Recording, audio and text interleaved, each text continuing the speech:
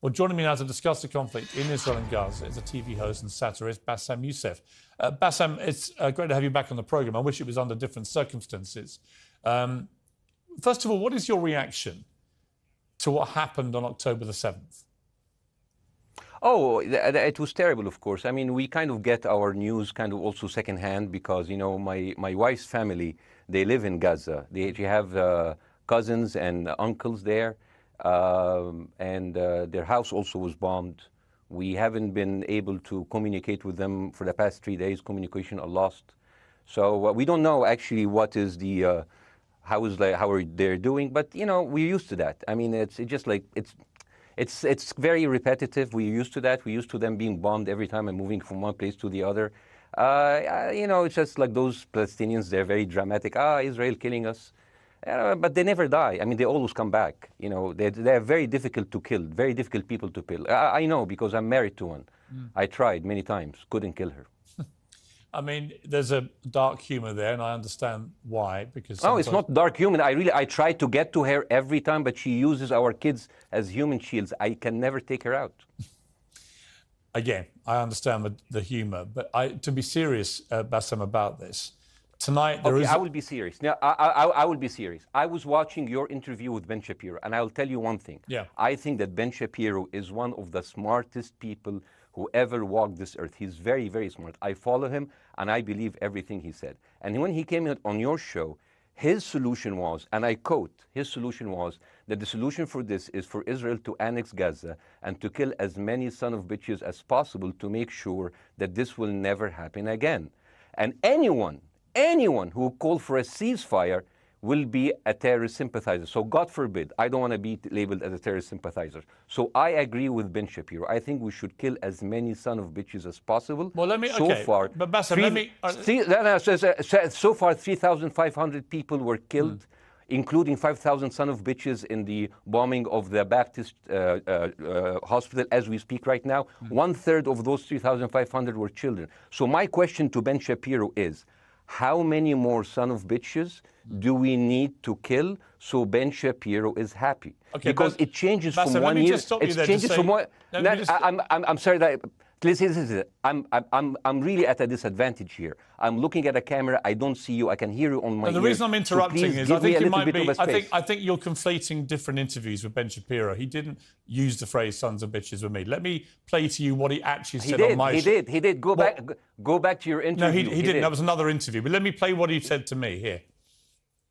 Well, frankly, I don't believe in proportionate response to terrorism. I believe that the way that you stop terrorism is with wildly disproportionate response. That doesn't mean in terms of targeting civilians. It means in terms of killing as many terrorists as humanly possible and allowing them to dictate the terms of engagement by hiding behind civilians in areas that they are supposedly responsible for means that the only option for Israel is to surrender to Hamas's hatred of its own citizens, its willingness to use its own children as human shields. No country worth its salt could ever do that. Now, that is substantively different to what you said he said, right? He's talking there but specifically about Hamas terrorists. I agree with him.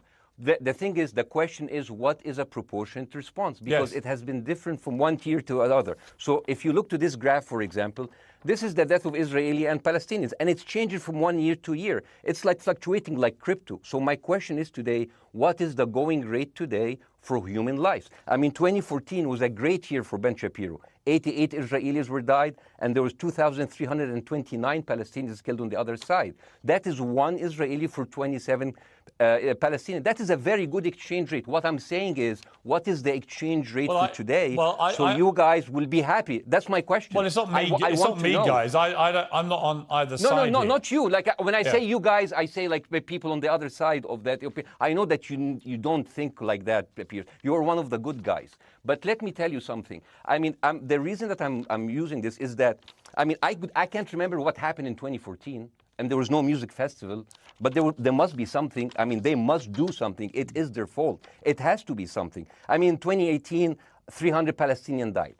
Who's counting, you know?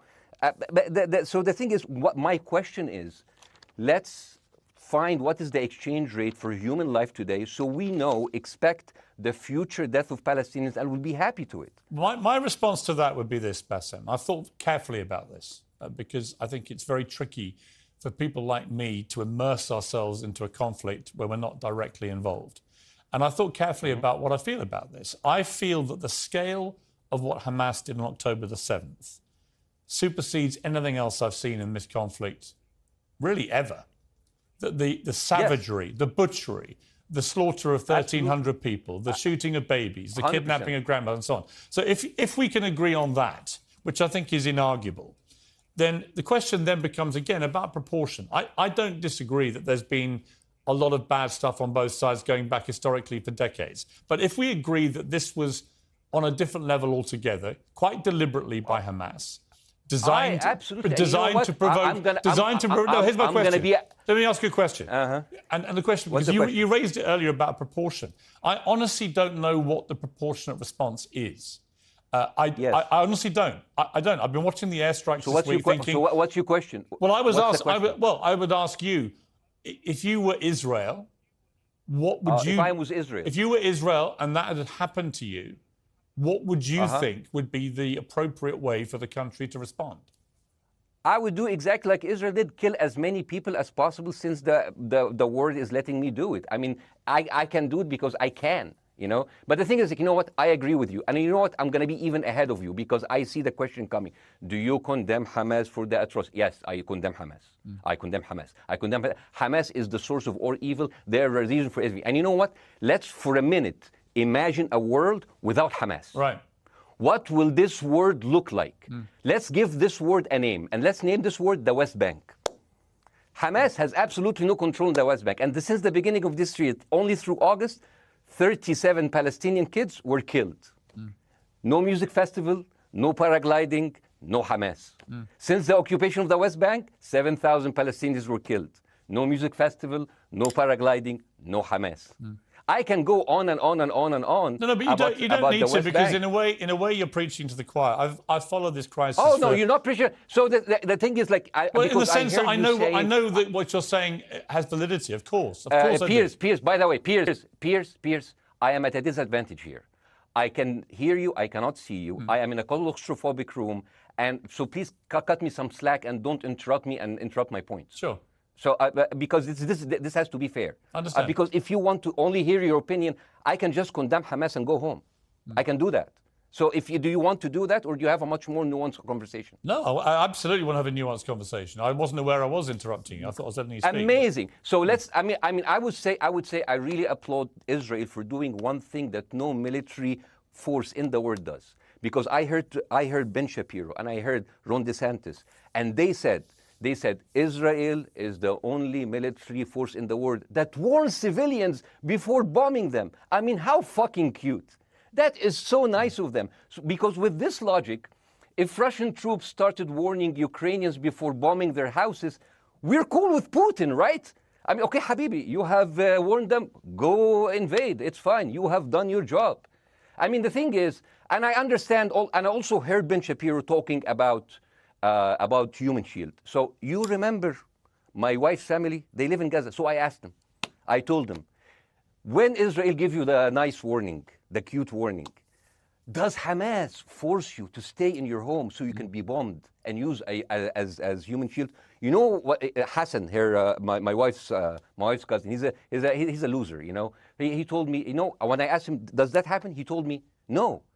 The lying son of a bitch lied to me. I told him, you don't understand. Ben Shapiro and Ron DeSantis keep saying that Israel warned you and Hamas asked you to stay put. So I told you, he's a loser. He never kept a job. He even failed in all of the interviews to become like a Human Shield. I would believe Ben Shapiro. Let me ask you this, So let's go with that. No. Let me ask you At some point, I must be able to ask you questions.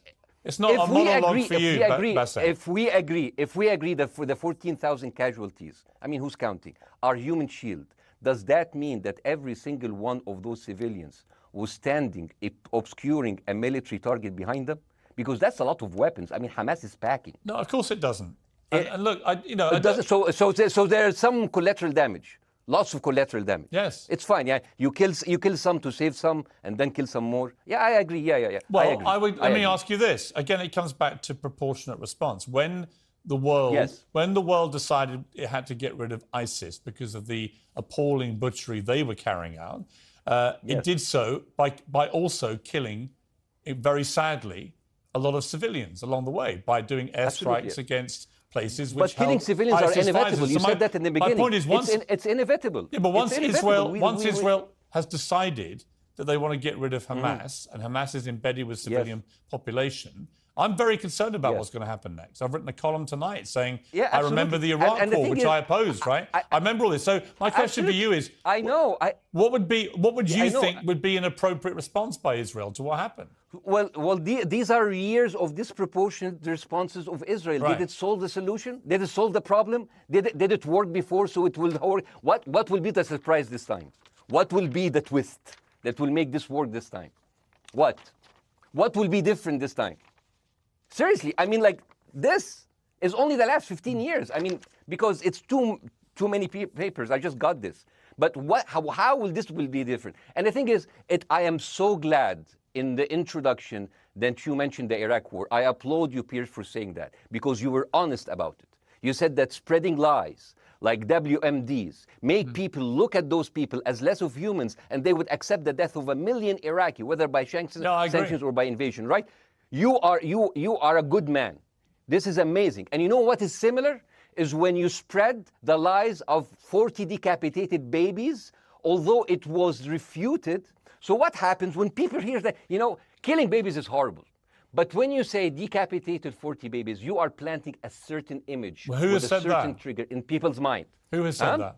Who has said 40? Who has said that? You have said 40 decapitated. Who has said that? You have repeated. No, I haven't. What? I've never said that. You haven't said on your show 40 decapitated babies? Never. Ben Shapiro didn't say it? No. Ron DeSantis didn't say Nobody has said it? Okay, nobody said it? No. Oh, okay. Okay, maybe I am wrong. Decapitated. Here's you're wrong. I've never said that. The thing, what happened, no, you're wrong. But the thing is, when Iraq, the thing is, the same thing is happening in Iraq. Ben Shapiro once tweeted, not even about Gaza, about the West Bank, when Israel continued to build the illegal settlement. He said, 2017, Israel likes to build things, and Arabs, not Palestine, not Hamas, Arabs like to bomb crap and live in open sewage. Yeah, I thought that was very the Israeli defense minister, he said, those are human animals. And the thing is, Ben Shapiro should know better, because, long before the Holocaust, before Jewish people were thrown in the gas chambers, the Nazi propaganda called them rats. Now, as a human being, I will never accept that another human being being thrown into a gas chamber, but a rat, kill 10. Kill 1,000, 3,500. They are son of a bitch. They are human animals who live in open sewage and decapitate babies. And because of that propaganda, Mr. Morgan, that guy in Illinois, the 71-years-old guy, he killed, stabbing the 6-year-old Palestinian kid in Illinois 26 times. And he used to play with him. They used to be friends. But he went in, marching into their apartment, stabbing his mother and killing him, shouting, all Muslims could die. Yeah. It took you 80 years to change one word from Jewish to Muslim. And then you transferred your guilt to us and took away our land. Bassem, let me ask you a question. That deal sucks, man. Let me ask you a question. How do we get from where we are now to peace? Well, first of all, you need to change the perception. Nikki Haley, the American presidential candidate, said, we are in Israel in this because it's a fight between good and evil. Now, if you already decided someone is good, he can do no evil. And if you decided someone is evil, it's good to kill them.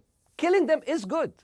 You see, and the thing is, it is not like something new. I mean, I look at history and I see, I'm sorry to say this, but Westerners has always dealt like this with indigenous people. You first treated them like savages, Native American, First Nation, Aboriginal. They're savages. Kill all the savages. And then when they're almost extinct, you start feeling sorry for them, like animals. So maybe the solution is that we kill as many Palestinians as possible, so the few of them that remains do not bother you. And maybe Netanyahu, when he lives for another 100 years, he'll become a tree hugger. Let me just challenge you on this. And he will campaign for preserving the free Palestinian. You keep talking about Westerners like me. Okay, so let me return the favor, okay? Hamas is dedicated to the complete eradication of Jewish people. I am not the spokesman for Hamas. I'm not saying you are. Why do you keep... I'm not saying you are. I'm not their spokesman. You're talking to me. I fucking hate them. Bassem, Fuck Hamas. You are Hamas. No, are you happy? You're missing my point. You're talking in a generalized way about people in the West who always talk about Arabs as savages. I don't. No. I'm talking about America. I actually led the campaign. I led the media campaign in this listen, country against the Iraq War. Okay, so I don't see. I You don't are see one people of in the the good Middle ones, East as Piers. savages. You But what are I would one say of is, the good ones. But what I would say am is, not talking about you. You're great. no, it's not about me You're being amazing. great. We love you.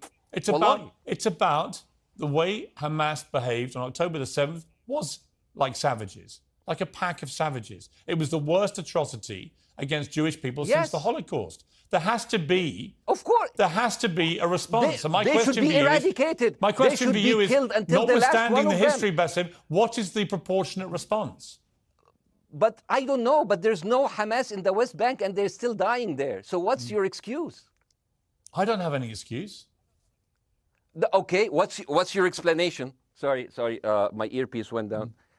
Listen, I don't make any pretense that this hasn't been a massive problem between Palestine and Israel going back to the mid-40s. We all know this, right? Piers, listen. I'm not saying that you're making excuses, but if you are adopting a certain point of view, you have to at least defend it. I'm telling you, there is no Hamas in the West Bank. What is the excuse? Not your excuse. What is the excuse to kill those people? Well, listen, this question of proportionality is one that... No, answer my question. I've been answering your question. You answer mine. It's actually not my job to answer your questions. It's not. Okay, not your job. Not. I agree with you. I'm more interested in you, who has family in Gaza, who's an Egyptian in the Middle East, right? I'm more interested in what you have to say. Okay, I'm telling you. I think Hamas is the problem, okay? Right. Now, let's say Hamas is removed. Let's Hamas. I'm agreeing with everything. You want me to condemn Hamas? I will condemn Hamas, Hummus, Hassan, everybody. Guys, so wait. I can't hear you. The earpiece. Damn. Okay. Oops. Okay. Yeah. Okay. I do need help. I think. Okay. Just go back. Is he there? You go back. Can you hear me? Okay, go. Thank you, guys. Can you hear, Bassem? Yeah, now I can hear you. Okay. So here's the thing. Can you hear? Okay. Yeah. So, let's say, for example, Hamas ceased to exist. Okay? Do you hear me? Yes. Yeah? Hamas ceased to exist today. Now, right now, in Palestine, in West Bank and Gaza, 20% of Palestinians go through Israeli prison system, whether imprisonment, whether interrogation, whether torture. And the rest of them, they live a life of daily loss of land, of homes, of life, and they are suffocated by this. So let me ask you something. If you are a Palestinian living into these conditions for decades, would you sympathize with your oppressor or sympathize with the people who claim they resist them even if they are terrorists? I have made no secret that I think the conditions Palestinians have had to exist under are completely unacceptable. Yeah. I've said that for years. So the question then becomes, how do you forge peace between two warring parts of that region who for decades have approached peace, in my view, with mutual sledgehammers, with no actual desire to have peace? And I think it comes down in the end to great leadership. And I don't think there's great leadership. I don't think, well, hang on, let me make my point. I don't think there's great leadership on either side. Where is the Nelson Mandela figure here to come through all this hatred on both sides? Nelson Mandela? Yeah, where is that Nelson figure? Nelson Mandela actually have criticized Israel for being a horrible state. All of the South African activists have actually called Israel. My point is about how he responded to a country that was so divided. Is a template for how you get to peace, isn't it?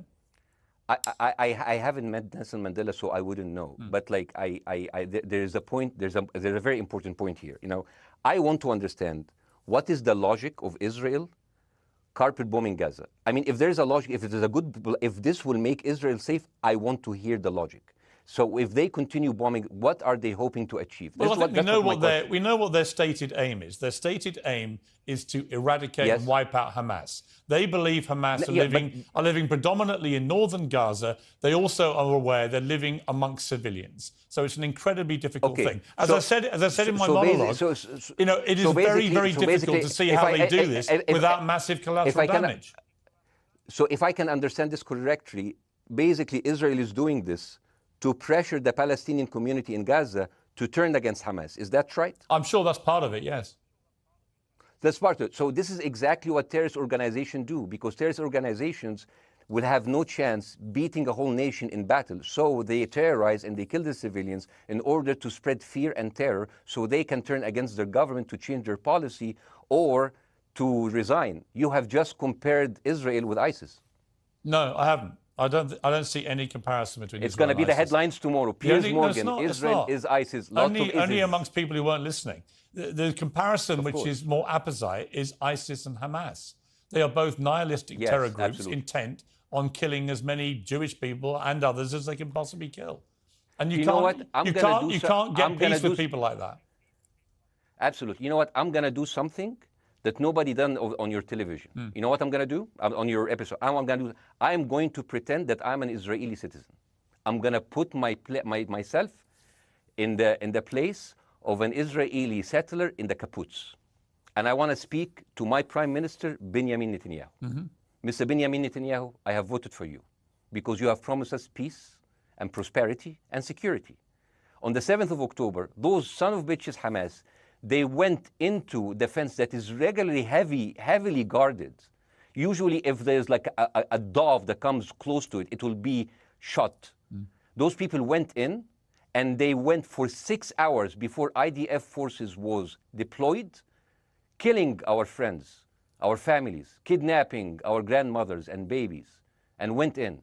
I want to ask you, Mr. Prime Minister, after you have fractured the Israeli community and you have fucked our courts, our Supreme Courts, what are you doing with the money being given to you, to the United States? Also, you are carpet bombing Gaza with absolutely no regard to our hostages, our people. I heard a rumor in the kibbutz that you're doing that you let that happen as an excuse to carpet bomb Gaza, so you push them into Sinai. And I didn't believe it. It's like, not my Prime Minister, he can never do that. And then I watched an interview for Danny Ayalon. He was your chief advisor. He was also the Israeli ambassador to the United States. And you know what he said, Mr. Prime Minister?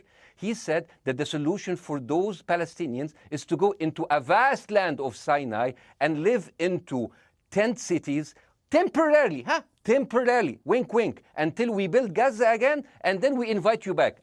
يعني عبط احنا بقى. يعني فاهمني؟ We've seen this movie before. So يعني, and when I saw this, I couldn't explain to my fellows in the kibbutz, how come our Israeli government is trading human lives for another piece of land? So as an Israeli citizen, I need to hold my Israeli government accountable. And as an American citizen, I want to know all of these money that we are giving to Israel. We're giving them $4 billion every year. Joe Biden said it's the best investment America ever done.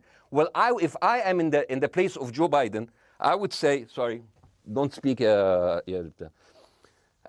would say, if I was Joe Biden, I would go down and whisper in the ears of Netanyahu and tell them, I hate bad investments. They haunt me, like Littlefinger in Game of Thrones. But the thing is, this is the problem. Israel always victimizes itself, and I have never seen a victim putting their oppressor under siege and bombing them 24/7. Israel wants you to believe that they are the victim. Dealing with Israel is so difficult. It's like being in a relationship with a narcissistic psychopath. He fucks you up, and then he makes you think it's your fault. All right, you look at Israel as Superman, but they're really Homelander. Wallahi, they are shooting fish in a barrel, and they are annoyed with the splashes. Bاسم, I want to say two things. One, if you could just slightly mind your language. We are uncensored, but if you keep swearing, I'm very sorry. We have to apologise to viewers who may be offended by that. I apologize. But I understand passions run high, so let's not get too bogged down about the odd swear word. I apologize to the viewers. I apologize to the viewers for my language. My second question is this: after the sight of dead civilians. After the break, we have the managing director of the Daily Wire, which is Ben Shapiro's company. We were going to interview him on his own, but he's happy to come on and talk with you directly if you are prepared to stay. Well, of course, I can stay, but again, I am I am in a disadvantage, and I would like to have my space to respond. Okay, we'll come back after the break. Because here's the thing. There's Bassem, two things we're I want going to go to a break. All right. When we come back from the break, we'll be you and Jeremy Boring from the Daily Wire. I have news. We're taking a short break, Bassem. I'll be back. Welcome back to Uncensored. For more on the situation in Israel, I'm joined now by the CEO and co-founder of the Daily Wire, Ben Shapiro's partner, Jeremy Boring. Jeremy, thank you very much indeed for joining me. I'm sorry we demoted you earlier to mere MD. You are the CEO and co-founder. You know Ben Shapiro better than anyone, really. I did a big interview with Ben, obviously, the other night, which went around the world and has sparked a big reaction, including from our guest, Bassem Youssef, who's still with us. First of all, you've been listening to Bassem and what he's been saying. What's your response? Well, first of all, I make it a point not to speak for Ben Shapiro. He's got a 20 IQ points on me and speaks for a living professionally, so he's much better prepared to defend himself. But as his business partner, as his best friend, I do feel like I have to respond to the things that Bassem was just saying. First of all, the question of how many sons of bitches have to be killed in order to end this conflict, I suppose that the answer is as many of them as it takes. That doesn't mean that I or Ben or any decent person in their right mind is happy with the killing of civilians. I posted at the very beginning of this conflict that a woman or a child blown apart in Gaza is just as tragic as a Jewish baby killed in one of the settlements. That doesn't mean that Israel's actions and the actions of Hamas are morally equivalent. You know, the tragedy is the tragedy, but the moral equivalency is nonsense. If you entered Israel with the express purpose of targeting and murdering civilians with your own hands in cold blood, that is not comparable to Israel bombing targets in the Gaza Strip and killing civilians as a terrible, tragic consequence. War is terrible. War is an awful thing. That's why decent people don't lightly engage in war, and why Hamas should not have incited this war. You know, we can talk about the history of the Israeli conflict. I'm not a professional political commentator. I'm a CEO. I'm a screenwriter, and I'm certainly not Ben Shapiro. I'm not here to discuss the history of the Israeli-Palestinian conflict, but we all saw what happened on October 7th.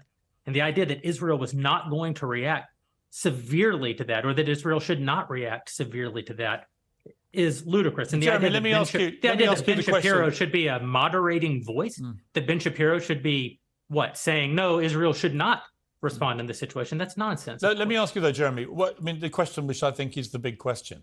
What is a proportionate response to that outrage on October the 7th, which is the worst attack on Jewish people since the Holocaust?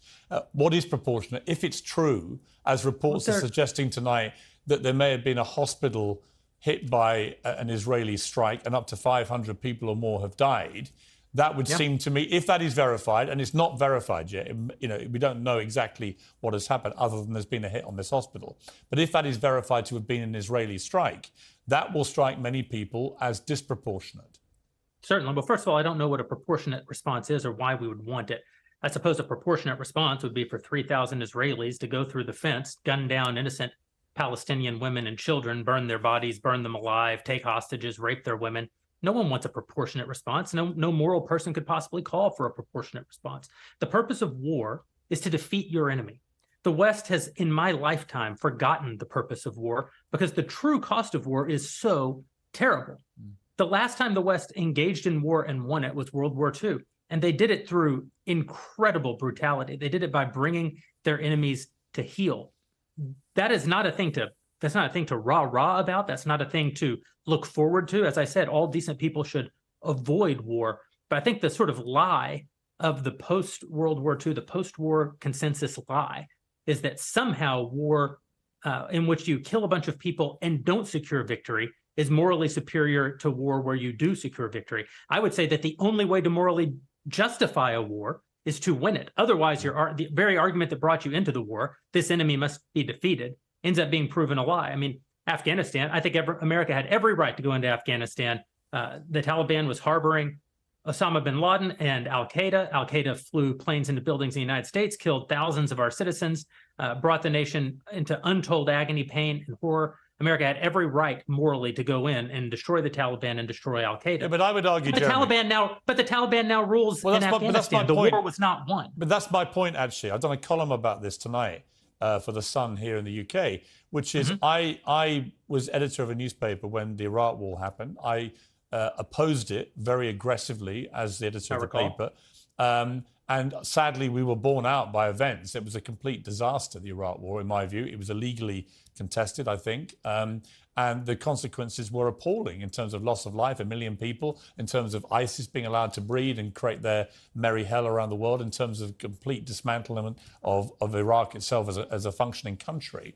And I think Afghanistan, again, 20 years of attacking an enemy, which is now running the country again, seemed to me, again, to be kind of pointless. And I do wonder whether Israel, in its blind fury, which I completely understand, has thought through the consequences of actually launching a full air, ground and sea offensive into Gaza as to actually what happens at the end of that. Well, I suppose Israel wasn't really given the opportunity to fully contemplate what the consequences of that action might be, because Israel didn't instigate this war. This war was instigated by a horrible terrorist attack on Israel, and a state is put in a position where it has to respond. Now, one might argue that the very fact that Israel has yet to actually launch their ground invasion means that they are actually making a calculation about what the cost will be, what victory looks like. Any rational person, any decent person can engage in a conversation about what is the appropriate response for Israel. Of course they can. But this sort of moral equivalency thing, I don't think is a sign of decency to engage in a conversation about moral equivalency. Let me bring Baasim back in. You've been listening to this, Baasim. What's your response to what Jeremy's been saying? I'm sorry, I didn't catch the gentleman's name. It's Jeremy Boring. He's the chief executive of the Daily Wire and co-founder with Ben Shapiro of the Daily Wire.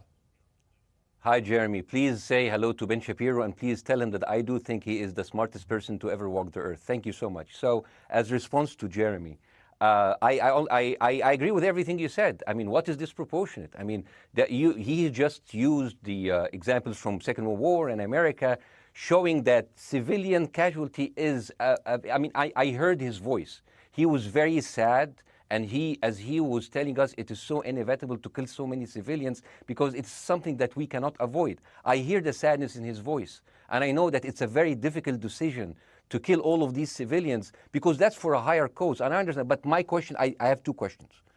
The question is, how can you justify the killing in the West Bank where Hamas does not exist?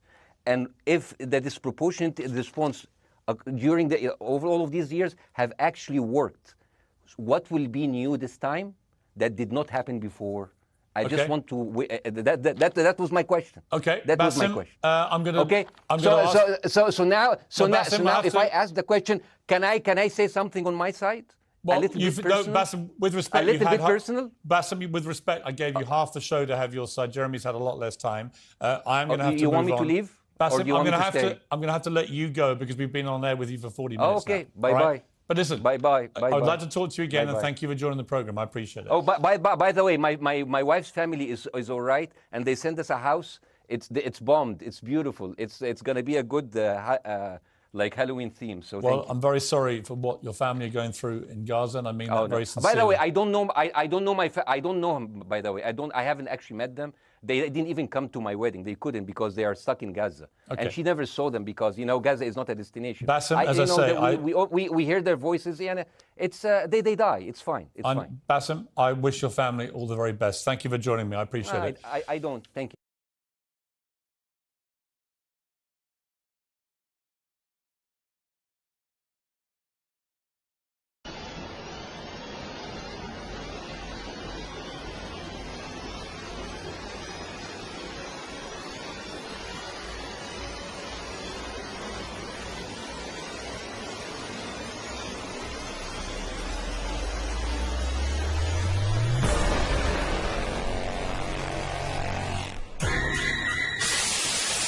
أنا مش عارف إزاي أنا لسه عايش لحد دلوقتي. أختي قالت لي كتير مرجعش البيت في اليوم ده، وأنا ما سمعتلهاش.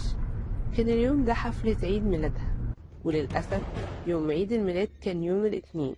يوم الأربع كان عندي عرض تقديمي مهم في مكتبي. أختي قالت لي بات النهاردة هنا واصحى بدري وارجع للبيت التلات، لأن مش أمان ليك تسوق العربية عبر الغابات في وقت متأخر. قلت لها انت عارفة مش هقدر ابات هنا ولازم اروح البيت النهاردة عشان اقدر اخلص باقي شغلي عشان العرض التقديمي اللي ورايا. قالت لي دلوقتي الساعة 2:30 ولحد ما توصل مكان المدخل الملتوي في الغابة هتكون وقت ساعة الصحراء. قلت لها بضحك ساعة الصحراء انت عايشة في عصر ايه يا ميلي؟ قالت لي بيتر انا مش فارق معايا انت مفكرني ايه، لكن من الخطورة جدا انك تسوق في الوقت ده، في ناس ابلغوا عن رؤيتهم اشياء غريبة في الطريق ده بالليل. قلت لها بضحكة ايه شافوا عفاريت يعني؟ قالت لي زي ما تقول في 3 أشخاص من بلدتنا فقدوا بالفعل أثناء السواقة في الطريق ده في وقت متأخر. الناس بتقول إن عبدة الشيطان بيقضوا طقوس في الغابة في ساعة السحر. في رجل مزارع في البلدة شاف رجل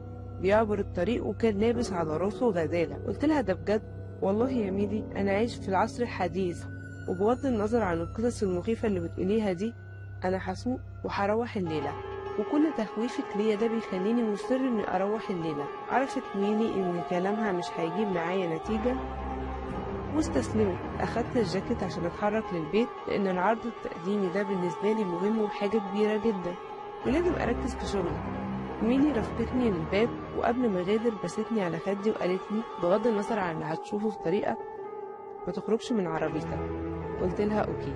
قالت لي انا مش هناقشك في الموضوع ده بس اوعدني انك مش هتخرج من العربية بغض النظر عن اللي هتشوفه. قلت لها اوعدك بس ممكن بلاش تقلقي كتير وانا هكون بخير. حضنتها واتمنيت ليها عيد ميلاد سعيد وفضلت واقفة لحد ما ركبت واتحركت بالعربية. كان الطريق مهجور تماما في الجزء ده من المدينة وكنت فرحانة عشان الطريق فاضي والجو هادي ولاني هوصل البيت في اقرب وقت. وكان القمر بدر وفي غيوم وما كانش فيه عواميد إنارة على الطريق. كانت مصابيح عربيتي الأمامية هي الشيء الوحيد اللي بينور الطريق. كل القصص اللي قالتها لي ميلي ما خوفتنيش، لكن دلوقتي بدا الطريق خالي ومظلم يخوفني شوية. نزلت النافذة وشغلت موسيقى عشان أخفف التوتر. كل شيء كان تمام لحد ما وصلت للمدخل الملتوي، ولاني شربت عصاير ومية كتير عشان أقدر أكون سايق شعرت إني بحاجة للتبول.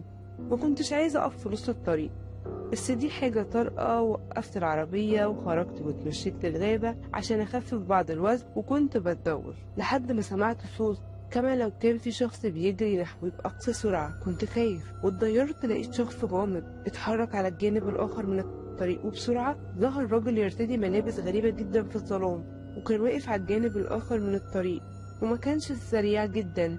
تمكنت من رؤيته بوضوح. ساعدتني مصابيح العربية الأمامية في إني أشوفه بوضوح حتى في الضلمة اللي كانت موجودة في الوقت ده. وافتكرت شخصيتين من مسلسل من مغامرات تومسون. وتومسون كان الراجل بيرتدي ملابس كده بتشبه لحد جبير بدلة سوداء مع طاقية وماسك في إيده حقيبة وفي الإيد الأخرى شمسية وكان وجهه شاحب جدا وبقه كبير وسنانه كبيرة.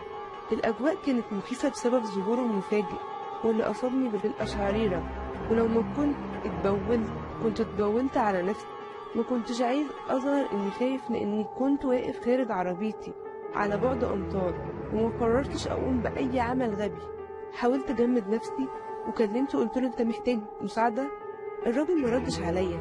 كل اللي عمله بص خلفه ودور راسه في حركة بطيئة ناحيتي وبصلي من اليسار لليمين بطريقة غريبة مشيرا إنه لأ، ولكنه لم يبتعد. وعشان ما ضيعش وقت اتحركت العربية لقيت الراجل بيجري عليا بأقصى سرعة لكني كنت أسرع. وقبل ما يوصل كنت ركبت العربية وقفلت الباب. وقف بجوار النافذة وشفت وشه بالكامل.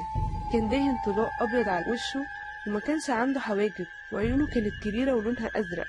كنت باخد نفسي بالعافية من الخوف وإني ندمت إني ما سمعتش كلام ميلي. وكان الراجل عمال يبصلي وبعدين بص أمامه كأن في شيء مستنيه. بعدها لقيت الوضع أسوأ ومخيف أكتر. الراجل بدأ يجري أمام عربيتي وفجأة خرج راجل آخر يرتدي نفس لبسه تمام. دورت العربية عشان أتحرك والرجلين كانوا بيجروا بسرعة جدا وحتى بعد كده هيفضل في ذاكرتي للأبد. جرى الرجلان إلى الجانب الآخر من الطريق بالقرب من الغابة. خرجت مجموعة الرجال وكانوا جميعا بيرتدوا نفس المظهر المرعب. وقتها عرفت إنه فخ كانوا حوالي 7 أو 8 رجالة بنفس اللبس. بدأوا يتحركوا ويقفزوا مع أصوات مخيفة منهم.